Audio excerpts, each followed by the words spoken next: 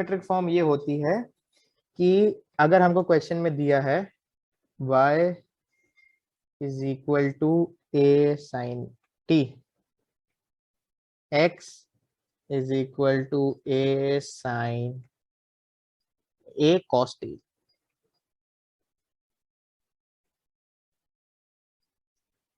cos t, और हमको पूछा है फाइंड dy बाय dx, तो कैसे करेंगे? अब इन क्वेश्चन में देखिए इशू क्या है, हमको पूछा है dy बाय dx ढूंढना है, पर दोनों में फंक्शन किसके फॉर्म में है? t के साथ है फंक्शन, y t का फंक्शन है, x भी t का फंक्शन है। तो इन क्वेश्चंस में जिनमें हमको फाइनल फॉर्म किसी एक फंक्शन में पूछी है और बीच में जो एक थर्ड फंक्शन ऐड आ जाता है तो उसको पैरामीट्रिक फॉर्म बोला जाता है। ठीक है, तो अब इस क्वेश्चन को कैसे करेंगे? इस क्वेश्चन को करने के लिए एक बेसिक मैथ्स का कॉन्सेप्ट होता है, जिससे अगर आप इक्वल से मल्टीप्लाई और इक्वल से ही डिवाइड करते हो तो इक्वेशन में कोई इशू नहीं आता। हाँ कि ना? बिल्कुल हाँ भैया। तो इसी में अगर मैं इसको ऐसा लिखूं dy बाय dx को मैं dt से मल्टीप्लाई करूं और dt से ही डिवाइड कर दूं तो कोई इशू होना चाहिए? नहीं होना चाहिए भैया। तो इसको क्या मैं ऐसे लिख सकता हूं dy by dt whole divided by dx by dt, equal होना चाहिए ये और ये चीज, और ये चीज इक्वल होनी चाहिए, क्योंकि ये तो कैंसिल हो सकता है। पर इस चीज में फायदा क्या है कि अब हम क्या कर सकते हैं, y को अलग से डिफरेंशिएट करेंगे विद रिस्पेक्ट टू t, ठीक है, और x को अलग से डिफरेंशिएट करेंगे विद रिस्पेक्ट टू t, और फिर ये जो दोनों का आंसर आएगा, इसका अगर आंसर आ रहा है कैपिटल A, इसका आंसर आ रहा है कैपिटल B, तो हम a बाय b करके dy बाय dx ढूंढ सकते हैं। ऐसे किए जाते हैं पैरामीट्रिक फॉर्म के क्वेश्चंस।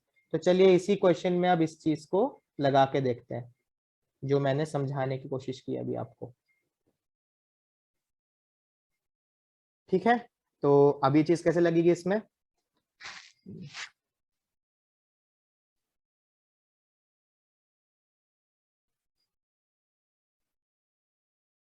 हाँ जी, तो इसमें अब ये चीज कैसे लगेगी?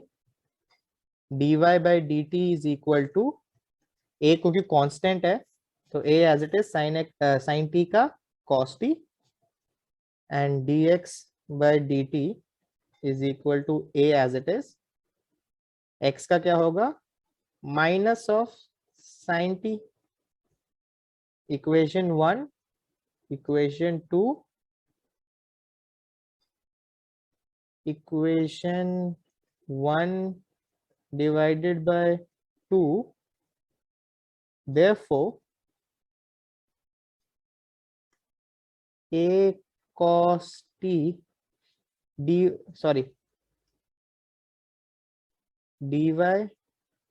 by dt whole divided by dx by dt is equal to a cos t divided by a sin t minus a से a कट गया, and final answer is minus cot t,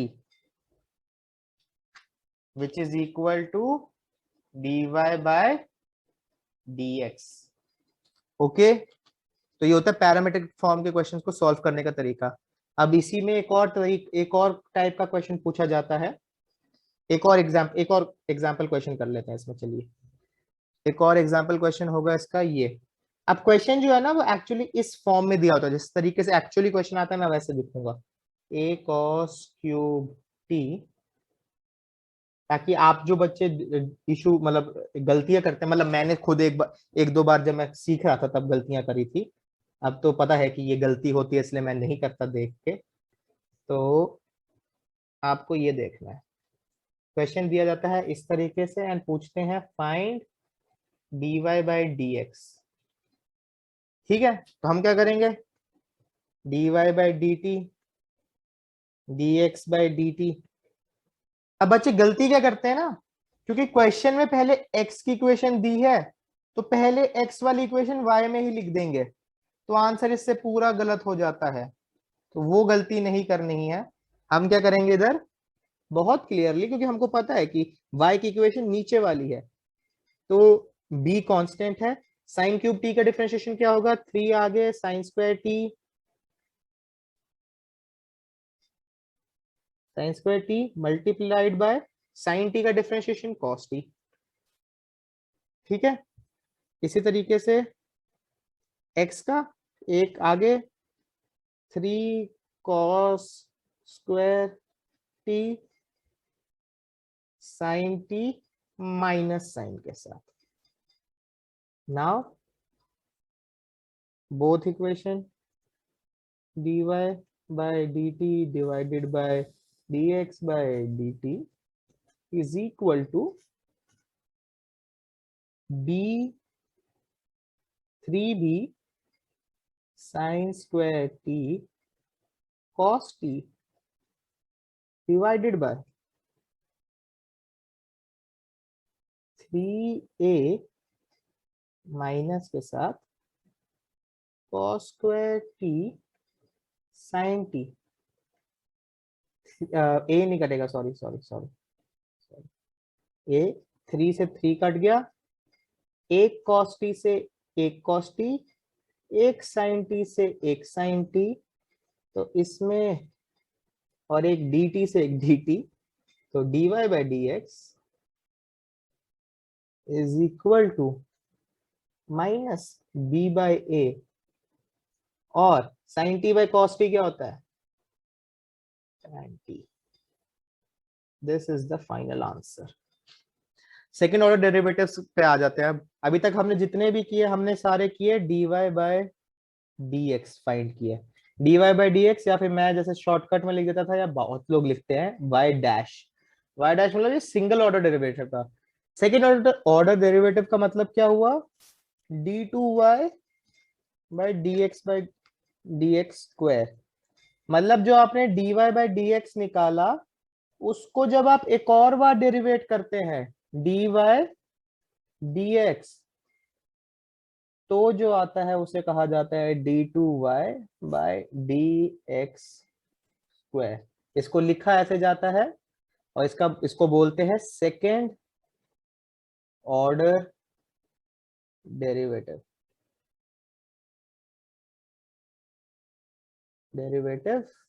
and writing भैया की शायद इतनी खास ना हो, पर थोड़ी ठीक ठाक मैथ्स है यार। ठीक है, तो अब इसके बाद आगे चलते हैं। तो इसके कुछ क्वेश्चंस देखते हैं क्या होते हैं। तो बेसिकली क्या करना होता है हमको, फर्स्ट डेरिवेटिव निकाला सिंगल डेरिवेटिव, और उसके बाद एक और बार उसको डेरिवेट कर दिया तो सेकंड डेरिवेटिव आ जाता है। मोस्टली क्वेश्चन में ऐसा करना पड़ता है, कुछ क्वेश्चन में थोड़ा अलग होता है, वो मैं बताऊंगा कैसे होता है। जैसे एक एग्जाम्पल क्वेश्चन देते हैं, क्वेश्चन पूछा गया आपको tan इनवर्स x का d2y बाय dx स्क्वायर निकालो, तो कैसे करोगे जी, पहले कर देंगे dy by dx, dy by dx क्या होता है tan इनवर्स x का 1, सॉरी माइनस नहीं आएगा क्योंकि इसमें c से स्टार्ट नहीं होता, 1 बाय 1 प्लस एक्स स्क्वायर। ठीक, ये हो गया dy बाई dx। अब हमको करना है d2y बाई dx, तो इसका एक और बार डेरिवेशन, मतलब इसका डेरिवेशन, विच इम्प्लाइज, इसमें क्या लगेगा क्वेश्चन रूल। तो न्यूमरेटर का डेरिवेशन हो गया 0 minus 1 by 1 plus x square का डेरिवेटिव निकालना होगा इसमें।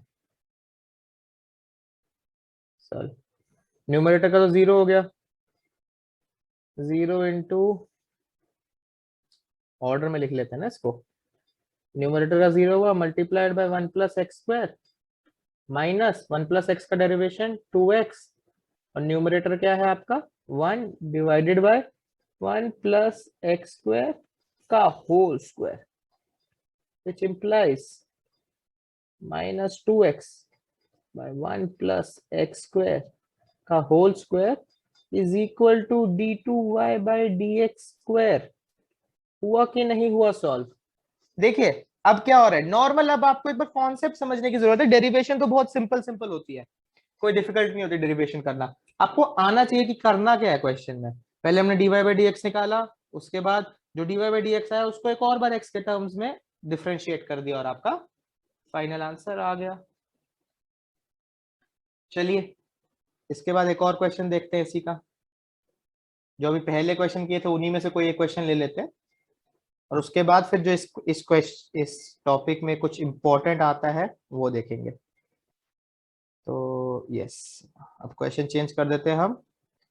पॉज करके अपने हिसाब से रोक के लिख लीजिएगा।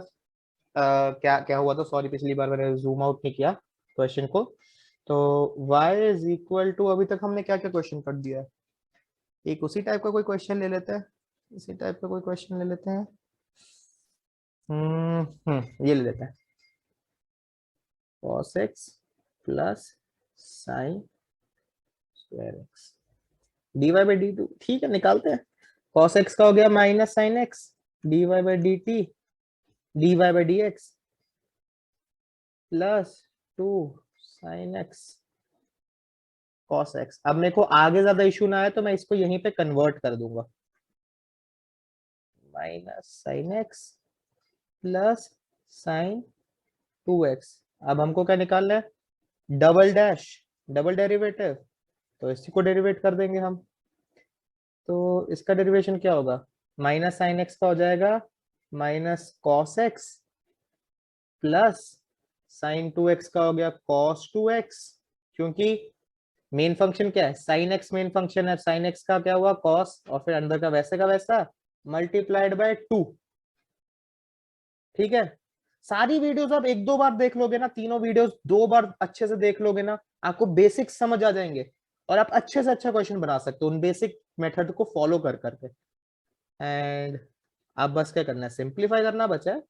2 cos 2x minus cos x आपका हो गया फाइनल आंसर। बोलो कोई दिक्कत थी इसमें डबल डेरिवेटिव ढूंढने में? नहीं भैया, कोई दिक्कत नहीं थी।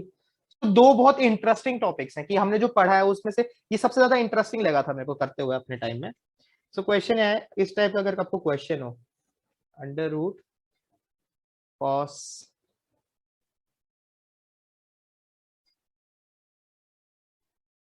Under root cos under root cos under root, ये इनफाइनाइट टाइम तक चल रहा है।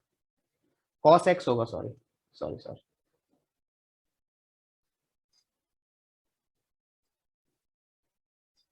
cos x under root cos x under root cos x up to infinity. इस टाइप के क्वेश्चंस को आप कैसे सॉल्व करेंगे? इस टाइप के क्वेश्चंस में एक सिंपल सी बात होती है। आप एक बात बताओ, मैं क्या ये लिख सकता हूं?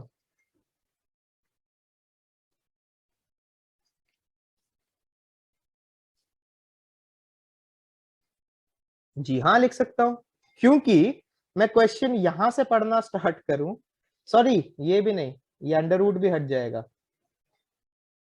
क्योंकि y की वैल्यू तो अंडर रूट इससे स्टार्ट हो रही है ना। तो मैं इस चीज को, अगर आप समझना चाहें तो मैं इस चीज को y बोल रहा हूं, तो मैं इस, अगर मैं उस चीज को y बोल रहा हूं तो मैं इस चीज को y क्यों नहीं बोल सकता? क्योंकि ये भी तो इन्फिनिटी तक जा रही है। स्टार्टिंग पॉइंट क्या है, इन्फिनिटी तक कोई चीज जा रही है तो उसका स्टार्टिंग पॉइंट का क्या फर्क पड़ रहा है? अगर इन्फिनिटी से इन्फिनिटी जा रही है कोई चीज, तो कहाँ बोल सकते हो कि उसका स्टार्टिंग पॉइंट क्या है? उसी तरीके से हम इसको ऐसे लिख सकते हैं, और ऐसे लिखने के बाद क्या इसको सॉल्व करना आसान हुआ कि नहीं हुआ बताओ? अरे हो गया भैया, 2 मिनट का काम है। आपने बताया इम्प्लिसिट फॉर्म के क्वेश्चन को कैसे सॉल्व किया जाता है, बिल्कुल बताया मैंने। तो इसका हो गया y डैश बाय y, क्योंकि आपको पता है, अभी मैं, आप भी कर सकते हो उसको, सॉरी, ओह यहाँ पे गलती होगी, ये हुआ y dash is equal to, under root के लिए क्या बताया था मैंने, 1/2 अंडर रूट में जो भी अंदर की चीज हो वैसे की वैसी लिख दी जाए। अच्छा सुनिए, अच्छा इसमें एक गलती है, आप एक्स वाई क्यों नहीं लिख सकते? क्योंकि जो y है भैया, ये इसके साथ मल्टीप्लीकेशन में है। y cos x है, फंक्शन अंदर का थोड़ी ना चेंज हुआ है, तो अब इसमें आपको प्रोडक्ट रूल लगाना है अब ऊपर। तो पहले क्या किया, y का डेरिवेटिव x एज इट है, दूसरा as it is, plus cos x का हो गया माइनस साइन x, और y एज इट इज। तो इस तरीके से नेक्स्ट स्टेप में y dash is equal to 2 under root y cos x by y dash cos x minus y sin x, y sin x। तो अब हमको क्या करना है, ये LHS में लेके जाना पड़ेगा और सॉल्व करना है। तो वहां पे इसको पहले 2 से मल्टीप्लाई करना पड़ेगा, y dash 2 under root y cos x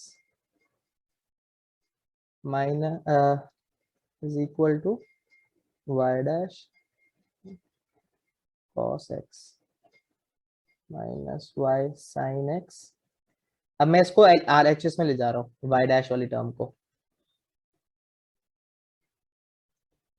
तो y sin x is equal to y dash cos x।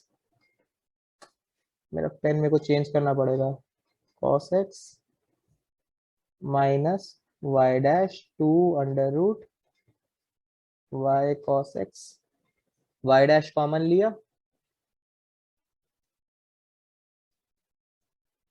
cos x minus 2 under root y cos x y sin x। therefore y dash is equal to y sin x divided by cos x minus 2 under root y cos x। ये हो गया आपका final solution, आपका differentiation. ये आपको पढ़ाया नहीं जाता उस टाइम पे, क्योंकि आपको डिफरेंशिएशन नहीं आती है उस टाइम पे। एल हॉस्पिटल रूल क्या होता है कि कोई भी इनडिटर्मिनेट फॉर्म का क्वेश्चन, कोई भी क्वेश्चन लिमिट का जो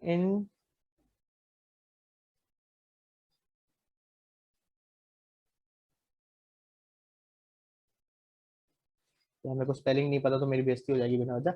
कोई भी इनडिटर्मिनेट फॉर्म का हो, जैसे 0/0 और इंफिनिटी बाय इंफिनिटी फॉर्म का हो, तो उस टाइप के क्वेश्चन को हम एल हॉस्पिटल रूल लगा के सॉल्व कर सकते हैं। अब भैया ये रूल क्या होता है, ये रूल बेसिकली ये होता है कि अगर लिमिट का कोई क्वेश्चन दिया है, limit x tends to a x square plus 4x divided by sine x।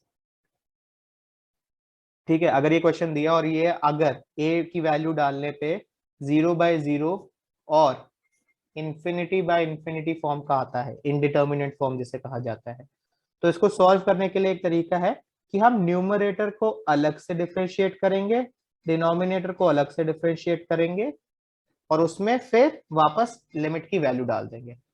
अब अलग से डिफरेंशिएट करने का मतलब है कि हमको u/v फॉर्म नहीं लगाना है, इसमें हमको चेन रूल लगाना है, न्यूमरेटर में अलग और चेन रूल डिनोमिनेटर में अलग लगेगा।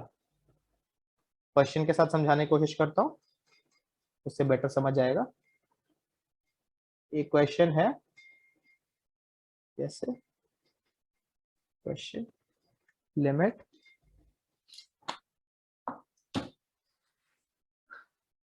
Sign 3x minus sine 2x by x tends to 0। तो क्या ये 0/0 फॉर्म का है? यस, ये 0/0 फॉर्म का है। साइन 0 माइनस साइन 0, 0/0, और यहाँ भी 0, तो ये 0/0 फॉर्म का क्वेश्चन है। तो इसमें एल हॉस्पिटल रूल लग सकता है? जी हाँ, लग सकता है। तो लगाएंगे, कैसे लगाएंगे? Limit x tends to 0। एक और बात, बहुत बड़ी वार्निंग, बहुत बड़ी और बहुत इंपॉर्टेंट वार्निंग, ये रूल, अरे वाह, ये रूल एनसीईआरटी के में बिल्कुल यूज नहीं किया जा सकता, क्योंकि ये एक शॉर्टकट मेथड होता है, एक शॉर्टकट मेथड होता है जेई के क्वेश्चन सॉल्व करने के लिए। ये आप एनसीईआरटी के सॉल्यूशंस में अगर आप लिखेंगे तो आपको मार्क्स मिलेंगे 0, जितना बड़ा 0 चाहिए हो। आर्यभट्टा जी ने भी जितना बड़ा 0 नहीं ढूंढा होगा उतना बड़ा 0 मिलेगा। 0 तो छोटा सा नंबर था, उन्होंने क्या ढूंढा, पर बेसिकली समझ रहे हो आप मेरी बात। एनसीईआरटी में बिल्कुल यूज नहीं किया जा सकता, ये जेई मेंस के क्वेश्चन सॉल्व करने के लिए एक शॉर्टकट मेथड होता है। तो बाकी कंटिन्यूइंग टू द क्वेश्चन, कैसे किया जाएगा, न्यूमरेटर को चेन रूल लगा के डिफरेंशिएट करना है। तो साइन एक्स का हो गया cos 3x, और 3 कॉमन बाहर, माइनस cos 2x, 2 बाहर, और नीचे x का डिफरेंशिएशन 1 हो गया। अब डालो 0 की वैल्यू अंदर, तो ये हो गया cos 0, 3 cos 0, तो ये हो गया 3 into 1 minus 2 divided by 1, answer आ गया 1। इसका आंसर होगा ये। बस, अब कोई आपको ट्रिग्नोमेट्रिक फॉर्मूला लगाने की जरूरत नहीं है, प्रॉपर्टी से खोलो ये वो, नॉर्मल डिफरेंशिएशन किया, हो गया आंसर। चलिए एक और क्वेश्चन करके देखते हैं, एक और क्वेश्चन करके देखते हैं। क्वेश्चन क्वेश्चन है आपका x cube, limit x tends to 1, x cube minus x square minus x plus 1 divided by x cube minus 2x square plus x। क्या ये 0/0 फॉर्म का है? ये हो गया 1 माइनस 1 माइनस 1 प्लस 1, ये ऊपर तो आ गया 0, नीचे क्या आया 1 माइनस 2 प्लस 1, 2 माइनस 2, 0। जी हाँ, 0/0 फॉर्म का है। लगेगा एल हॉस्पिटल रूल? बिल्कुल लगेगा, लगाओ। कैसे लगाएंगे? इसी तरीके से लगाएंगे, limit x tends to 1, 3x square minus 2x minus 1 divided by 3x square minus 4x plus 1। तो डालो 1 की वैल्यू डाल के देखो अब इसमें, तो 3 माइनस 2 माइनस 1, ये तो 0 हो गया ऊपर, और नीचे क्या आया 3 माइनस 4 प्लस 1, अरे यार ये भी 0 हो गया। जी हाँ, ये भी होता है। तो हमको वापस एल हॉस्पिटल रूल लगाना है इसमें, इसमें वापस से एल हॉस्पिटल रूल लगेगा तब तक जब तक ये इनडिटर्मिनेट फॉर्म खत्म नहीं हो जाती। तो वापस डिफरेंशिएट करो, तो क्या आएगा answer 6x square minus 2 limit x tends to 1। कभी कभी ये एक स्टेप में खत्म हो जाता है, कभी कभी 2, कभी कभी 3, कभी कभी 4, पर फिर भी कॉम्प्लेक्स थ्योरम लगाने से तो इजी है ये। तो ये हुआ 6x माइनस 4। अब देखना 0/0 फॉर्म नहीं बनेगी, पक्का देखना जरा यार, यहाँ पे ये आएगा। तो 1, 6 माइनस 2 4, 6 माइनस 4 2, फाइनल आंसर 2। देखो भैया आ गया आंसर, और यही होगा इसका आंसर।